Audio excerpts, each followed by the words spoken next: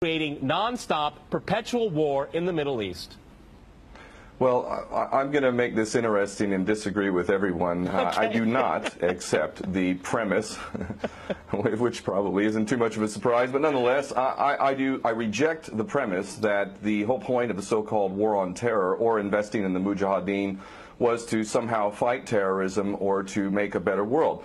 I would argue that if you really want to know what's happening with Middle Eastern policy, then you must read Oded Yanan's A Strategy for Israel in the 1980s. Now, in that document, which is pretty much being played out to a T right now and has been for many years, there were serious objectives for Israel. And Israel's main objectives were to expand and grow in line with the Greater Israel Project. And in order for it to do that, there would need to be an excuse to justify the expansion of Israel. And in order to do that, we would have to sow the seeds of sectarian hatred and violence in the region. The number one target of this plan was Iraq. We've achieved that. That's not a failure. That's actually a success. Iraq is a failed state largely. It is an absolute basket case. Sectarian hatred is absolutely insane. We see the beheadings and all of this madness, and we think it's a disaster. No, it's not at all. In fact, it's all part of the plan to break up Iraq into 3 different states. When we look at Syria, we also find that the goal is once again the same thing: sow the seeds of sectarian hatred and basically turn that nation into a basket case. This is happening according to plan as well. Now, ISIS, funny enough, could stand for the Israeli Secret Intelligence Service. Many people are seeing the very big benefits to the state of Israel, the so-called Jewish state of Israel, by the breakup and the balkanization of the surrounding states. So actually, if you believe what's being told to you, and I just don't know why anyone would believe anything that comes out of the mouth of virtually any Western leader, whether it be Obama or Bush or any of the rest of them, all of these people are nothing but patent liars, and everything they say is pretty much the opposite of the truth. So I don't accept virtually anything they say. Okay, good. Okay, Peter, if I can go to you in New York. I mean, there is absolute continuity between the policies of Iraq and breaking it up and breaking up Syria as well. It is beyond naive to suggest that the U.S. doesn't have its fingerprints all over ISIS. In fact, tell me this: why has ISIS never once, or al-Nusra Front or al-Qaeda, not once have they attacked Israel? In fact, ISIS militants are getting medical attention in the Golan Heights and in Israel itself. What does that tell you?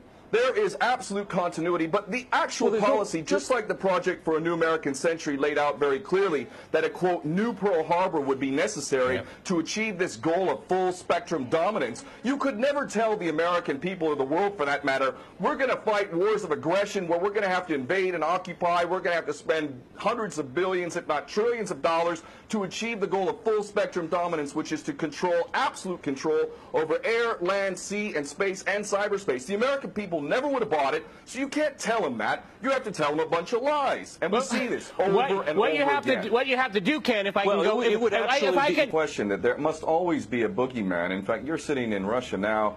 For 50 years plus, we were fighting this Cold War that really was an absolute charade to begin with. There never really was a threat of a Soviet invasion. And for decades, we spent insane amounts of money developing nuclear weapons to the point of really completely, totally collective insanity.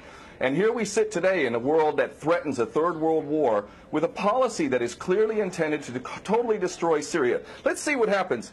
If we take Bashar al-Assad out of the equation in Syria, does anybody with half a brain not understand that that vacuum that's going to be created is going to be a vacuum filled by the most powerful interests there? And who is that right now? Well, that would be our best friends and allies, these little Frankenstein monsters that we create, whether it's al-Qaeda or al-Nusra Front or the latest ISIS monster that we've created. Those are the ones that are going to fill that vacuum, and that fits perfectly in line with Oded Yanan's A Strategy for Israel in the 1980s. And if these other two gentlemen haven't read that document, I seriously suggest you do. Another thing that's really worthy of pointing out is the so-called Islamic State is anything but Islamic. And yes, there is a war on Islam. Islam is very understood by many Muslims around the world to be absolutely 100% forbidden for you to forcibly convert somebody to Islam or kill them. This is totally untrue. Back in the medieval times, when there was Muslim empires, it was an absolute understanding and policy amongst the Muslims who were in charge at that time that those who practiced whatever religion were allowed to continue practicing that religion, and they were not even forced to pay taxes into the Muslim empire itself. However, However, if people wanted to practice that religion, they would not be able to derive the benefits of the tax system and so on and so forth. The bottom line is no Muslim in their right mind would justify going in and literally executing men, women, and children simply because they don't convert to your religion. These people are not Islamic. They are creations of the monster, which is the empire of the United States and all its cohorts in Israel and England in particular. And this monster is purposely created to justify the continuing insanity of the never-ending war policy, which is really the core of America. And that is exactly why I renounced my U.S. citizenship. This madness cannot be considered anything but the major threat to the world. Okay, Peter, in New York, one of the things we've seen... Well, there are very obvious solutions. One is to arrest the traitors in the U.S. Congress and White House who have sworn to uphold the U.S. Constitution, and somehow the American people have sat by while the president has afforded himself the power to execute anyone, anywhere, anytime, for any American citizen to be detained without any due process of law, no representation, incognito, and theoretically, he could be condemned to death by a military tribunal in secret and executed. All of this operating under supposedly the United States Constitution. So all of these traitors need to be arrested, first and foremost. When Netanyahu came to the Congress a couple years back, he received 29 standing ovations by these cowardly chicken hawk traitors. So the American patriots need to stand up and grab a pair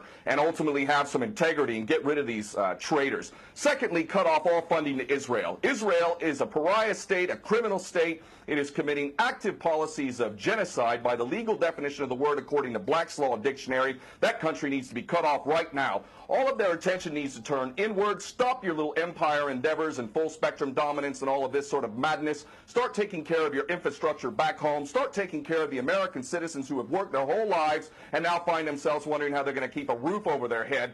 All of that is very obvious and very sensible. Or America can continue to decline into an absolute total pariah state, hated and resented around the world, and maybe bring the whole world into World War III. I would prefer that we do the former instead of the latter, but ultimately we need some serious change in government, and that means getting rid of these traitors.